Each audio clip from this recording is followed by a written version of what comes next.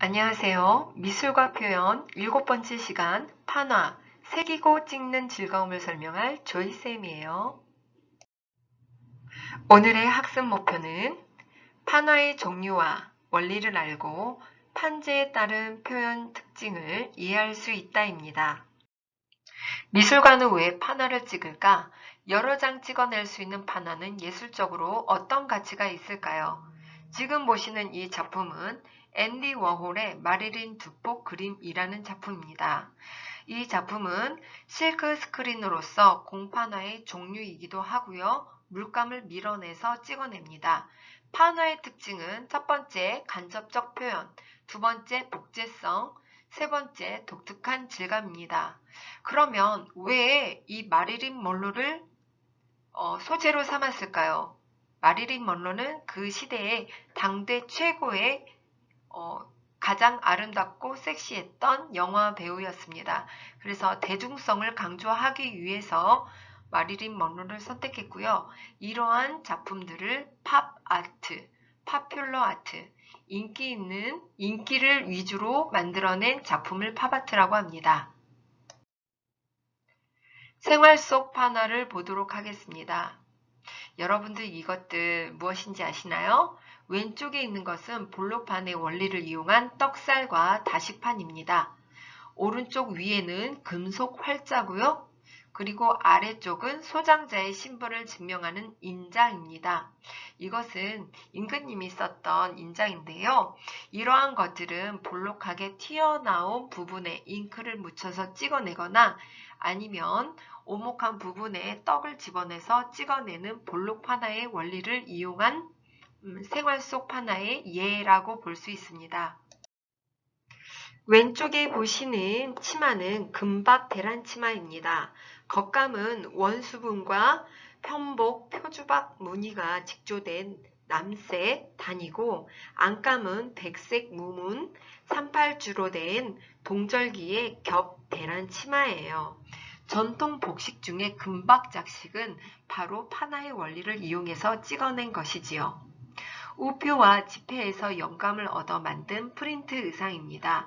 이렇게 의상에도 여러 가지 판화의 원리가 숨어져 있습니다.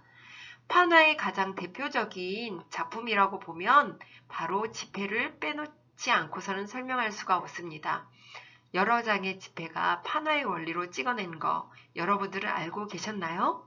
스텐실 기법으로 만들어진 라떼입니다. 공판화의 원리, 아까 팝아트 설명할 때 이야기했었죠. 우유 거품과 코코아 가루 등을 이용해서 커피 위에 그림을 그리는 라떼 아트로 스텐실 기법으로 이용하였습니다. 구멍을 통해서 코코아 가루를 밀어 넣은 거죠. 볼록판화의 이해. 판의 볼록한 부분에 잉크를 묻혀 종이에 찍어내는 판화입니다.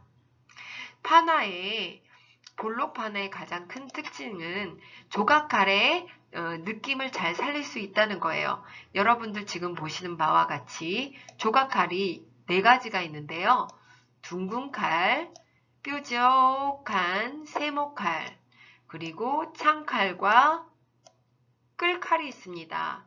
이 칼이 단면도를 보면 이렇게 둥글게 파져 있고 V자로 펴져 있고 약간 직각으로 이렇게 세워져서 가져 있고 다음 사각형으로 파져 있습니다.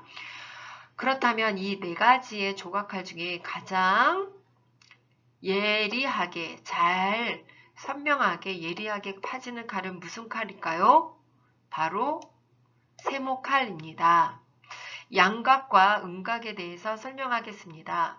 내가 찍고자 하는 부분이 튀어나오면 양각이라고 합니다. 그래서 이렇게 튀어나온 부분에 잉크가 묻혀서 종이에 찍혀내면 양각이라고 하고요.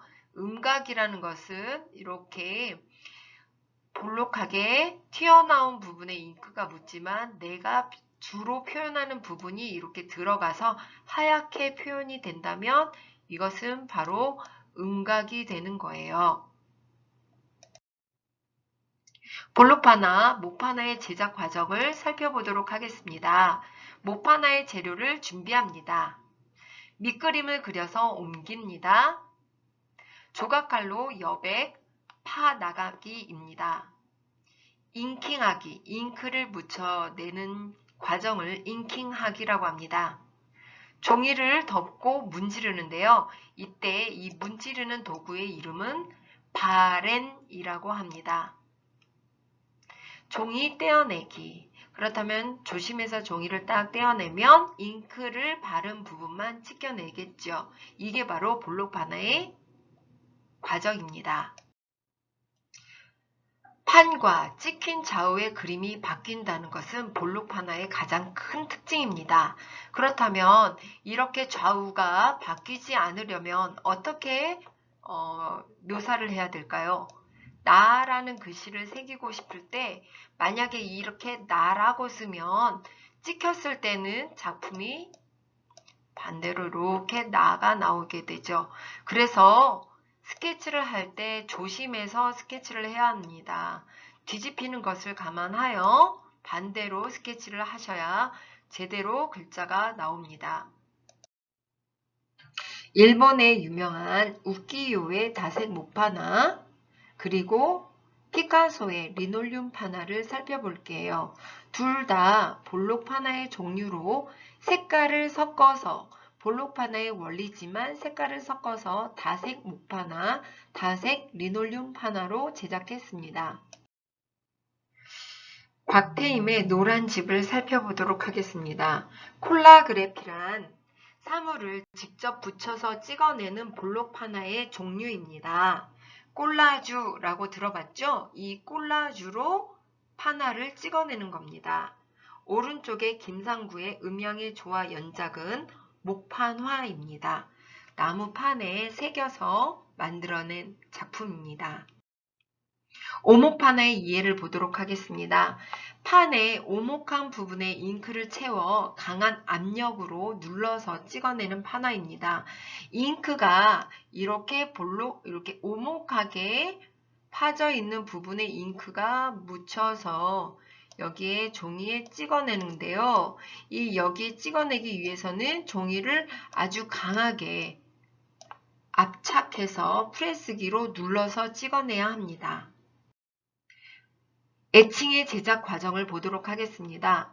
동판화에 부식 방지액을 바릅니다. 이 동판화의 부식 방지액의 재료는 바로 아스팔트의 원료입니다. 그래서 이걸 한번 코팅을 시켜줘요. 코팅을 시켜주면 이 부식액에 들어갔을 때 이 동판이 부식이 될까요? 안 될까요? 안 되겠죠? 다음 철침으로 그림을 새깁니다. 자, 코팅을 시켜줬다고 그랬죠? 이 코팅 시킨 부분을 가는 철침으로 긁어서 코팅을 벗겨내는 거예요. 산에 담가서 부식을 시킵니다. 질산용액에 담가서 코팅된 부분은 부식이 되지 않고요. 이렇게 철침으로 그려진 부분만 부식이 되는 거예요. 부식 방지액을 닦아냅니다. 아까 코팅된 이 재료가 무엇이라고 그랬죠? 아스팔트라고 그랬죠? 아스팔트는 기름 덩어리이기 때문에 오일로 깨끗하게 닦아냅니다. 부식 방지액을 닦고 잉킹을 합니다. 잉킹이라는 것은 잉크를 묻혀내는 거죠. 그래서 이렇게 동판을 깨끗하게 닦아서 이렇게 부식된 부분 보이십니까? 그림이 그려져 있죠? 여기에 잉크를 바르는 거예요. 그래서 잉크를 바른 다음에 열심히 또 닦아야 돼요. 왜냐? 여러분들 판 위에 이렇게 질산용액으로 파냈죠? 그러면 이 안에다 잉크를 전체를 다 바르면 어떻게 되겠어요? 안에 있는 부분과 밖에 있는 부분이 다 잉크가 묻어나갔겠죠? 그렇다면 어떻게 해요? 닦아내요. 어디만? 바로 위에 깨끗한 겉표면만. 그러면 남아있는 부분은 어디예요? 이렇게 옹팍 파져 있는 부분에만 잉크가 묻혀 있겠죠? 그렇다면 종이로 이렇게 잉크를 닦은 다음에 바로 종이를 싹 깔아서 프레스기로 꾹꾹 눌러서 찍어내면 바로 오목 판화가 되는 거예요. 자, 여러분들 이제 이해가 되겠습니까? 네, 여러분들 선생님이 이해를 돕기 위해서 지금 그림을 그리는데요. 네. 자, 오목한 부분에 잉크가 들어가서 한번 닦아내고 그 위에 종이를 놓고 프레스기로 압축해서 찍어낸다. 이게 바로 오목판화의 원리입니다. 이렇게 제작된 판화는 찍은 동판화는 이렇게 스케치를 했을 때 여인이 왼쪽을 쳐다보고 있다면 찍어진 판화는 오른쪽을 바라보고 있어요. 이것도 역시 좌우가 바뀝니다. 네. 오목판화의 종류는 에칭과 에쿼 틴트가 있어요. 에칭과 에쿼 틴트는 오목판화의 종류입니다. 블록판화보다는 조금 더 예리하고 섬세하게 표현할 수 있습니다. 드라이 포인트와 메조 틴트도 오목판화의 종류입니다. 드라이 포인트는 부식을 시키지 않고 직접 아크릴 판 위에 철침으로 힘을 주어서 파내는 것입니다. 그래서 부식이 필요 있다 없다? 부식하지 않는다. 부식이라는 건 뭐예요? 질산용액에 그러니까 동판을 산에 집어넣어서 내가 손으로 긁어내는 것이 아니라 질산용액이 산으로 녹여서 만들어내는 것이 부식이라고 그랬죠? 이런 부식 과정이 필요 없다는 거죠. 볼록판화, 오목판화에 이어 평판화는 평평한 판 위에 직접 그림을 그려서 잉크로 묻혀 찍어내는 판화입니다. 이거는 석판이에요. 자, 돌판이라고 하죠. 우린 돌판 위에 고기를 구워 먹지만 평판화는 돌판 위에 크레용으로 그림을 그려요. 크레용으로 그림을 그린다면 이 석판 위에 이렇게 크레용이 묻어져 나오겠죠. 그렇다면 이걸 그대로 종이로 찍어내는 것이 평판화입니다. 자, 조각을 했어요? 안 했어요? 부식을 시켰어요? 안 시켰어요? 안 시켰죠? 자, 평평한 판 위에 그대로 잉크를 올려서 찍어내는 판화가 평판화다. 평판화의 제작 과정을 보도록 하겠습니다. 아까 돌판 위에 그림을 그린다고 그랬죠? 자, 돌판이 너무 무거우니까요. 판을 정제해서 이렇게 돌가루를 정제해서 만든 판 위에 리소크레용으로 그림을 그립니다. 리소크레용으로 그림을 그린 다음에 아라비아 고무액을 발라요. 그렇다면 리소크레용이 발려진 부분은 유성화되는 거고요. 아라비아 고무액을 바른 부분은 수성화됩니다. 이 말은 여러분들 아라비아 고무액과 리소크레용이 발려진 거는 서로 반대돼요. 그래서 하루 정도 숙성이 된 다음에 돌판 위에 리소크레용으로 발려진 부분은 기름과 친해지는 거고요. 아라비아 고무액이 발려진 부분은 그러니까 물과 친해지는 겁니다. 그래서 스펀지 물을 쫙 묻혀서 발려지면 아라비아 고무액이 발려졌던 부분이 어서와 나는 물과 친해 그러지만 롤러로 잉크를 발라내면 리소크레용이 발려진 부분에 잉크가 묻어내서 어서와 물감아 내가 받아줄게 하지만 아라비아 고무액이 발려진 부분은 난 싫어 난 잉크 싫어 나는 유성이 싫어 하고 밀어내겠죠. 그렇다면 롤러로 발라냈을 때 리소크레용으로 그림이 그려진 부분만 잉크가 묻어납니다. 그래서 잘 닦아가지고 그 위에 종이를 올려놓고 역시나 이 기계가 바로 프레스입니다. 이 프레스로 압축해서 꾹 찍어내면 바로 평판화 완성! 자, 평판화도 마찬가지로 좌우가 바뀌어요. 왜냐하면 판 위에 잉크를 올려서 찍어내기 때문에 이렇게 위에서 아래로 찍어내기 때문에 뒤집어내면 어떻게 될까요? 이렇게 되겠죠. 좌우가 바뀌는 거예요. 그런데 좌우가 바뀌지 사용하지 않는 작품이 있어요. 그건 마지막에 공판화 할 때 설명할게요. 평판화의 종류 중에 샤갈의 장미 꽃다발이라는 작품이 있습니다. 서판화고요. 이거 마치 그림을 그린 것 같죠? 조각도를 사용하지 않기 때문에 아주 자연스럽고 부드럽습니다. 그리고 마치 그림을 그린 것 같아요. 자, 계속 감상해 볼까요? 로트렉의 카페 콘서트 작품도, 그리고 이서미의 선물이라는, 신의 선물이라는 이 작품도 다 평판화의 종류입니다. 드디어 공판화가 나왔어요. 공판화라는 것은 이 공자가 구멍공이에요. 그래서 구멍을 내서 물감을 위에서 아래로 쑥 밀어내면 구멍이 뚫려진 부분엔 잉크가 묻히고 판이 있는 부분은 잉크가 묻지 않겠죠. 그래서 종이나 천에 뚫린 구멍 사이로 잉크를 밀어넣는 작품이 바로 공판화입니다. 공판화의 제작 과정 살펴보도록 하겠습니다. 자, 왼쪽에 실크판이 있고요. 오른쪽에 스케치를 한 그림이 있습니다. 색수대로 천에 옮겨 그림을 그려요. 글루로 색이 찍힐 부분을 채워 넣고요. 이 실크판 전체에 감광액을 바릅니다. 감광액을 바르면 감광액이 햇빛을 받으면 구멍이 메꿔져요. 그래서 구멍이 없기 때문에 이 글루를 씻어내면 글루를 씻어낸 부분만 구멍이 나겠죠. 그래서 바로 판 위에 물감을 올려놓고 쭉 밀어서 찍어내면 공판화가 완성이 됩니다. 판과 판 좌우가 바뀌지 않는다. 여기에 가장 키포인트는 바로 이거예요. 감광액을 발라서 구멍을 내서 이 구멍 부분에 찍힌 이 스크린판을 보시면 이 판이 구멍을 쭉 밀어 넣어서 판이 찍혀지니까 어떻게 되겠습니까? 좌우가 바뀔까요? 안 바뀔까요? 좌우가 바뀌지 않습니다. 자, 공판화의 종류 감상할까요? 키스 헤링의 무죄라는 작품, 인디애나의 러브, 이 글씨 굉장히 유명하죠.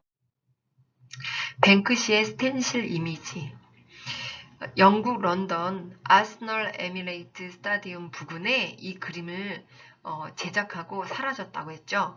이 뱅크시는요, 얼굴 없는 작가로 아주 유명합니다. 아무도 모르게 작업을 싹 해놓고 사라지죠. 그래서 뱅크시의 얼굴을 아직도 아무도 알지 못한다고 합니다. 학습 내용 정리하기. 판화의 특징. 첫 번째, 간접 표현이다. 두 번째, 복수성. 이 복수성이라는 뜻은 여러 장을 찍어낼 수 있다 이 말이에요. 세 번째, 독특한 재질감. 네 번째, 생활 속에 다양한 실용성이 있다 이 말입니다. 볼록 판화, 판의 볼록한 부분에 잉크를 묻혀 찍어내는 판화다. 양곽과 음각에 따른 선명한 대비 효과와 조각칼의 칼 자국이 특징이다. 오목 판화는 가장 세밀하게 표현하는 판이라고 그랬죠.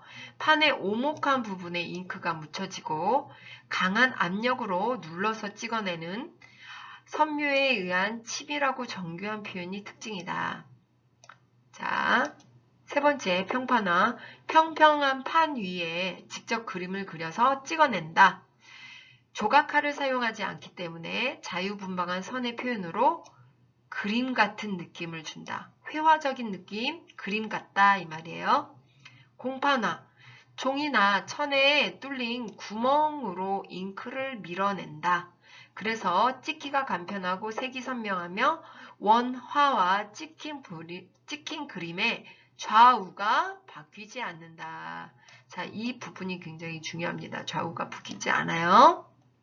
확인평가입니다. 다음 중 판화의 특징이 아닌 것은 직접 표현, 간접 표현, 독특한 재질감, 다양한 실용성, 판재에 따른 다양한 기법. 정답은 네, 판을 이용하기 때문에 직접 표현이 아니죠. 오목판의 종류로 볼 수 없는 것은 에칭, 드라이 포인트, 모노타이프, 메조틴트, 에쿼틴트. 자, 용어들이 굉장히 생소한데요. 정답은 모노타이프입니다. 모노타이프는 모노라는 것은 하나, 원이라는 뜻이에요. 한 장밖에 찍을 수 없는 판화로서 판 위에 물감으로 위에다가 이렇게 그림을 그려서 한 장으로 쭉 프레스로 찍어내기 때문에 이거는 평판화입니다. 자, 지금까지 열심히 공부해 주셔서 감사합니다. 다음 시간에 만나요.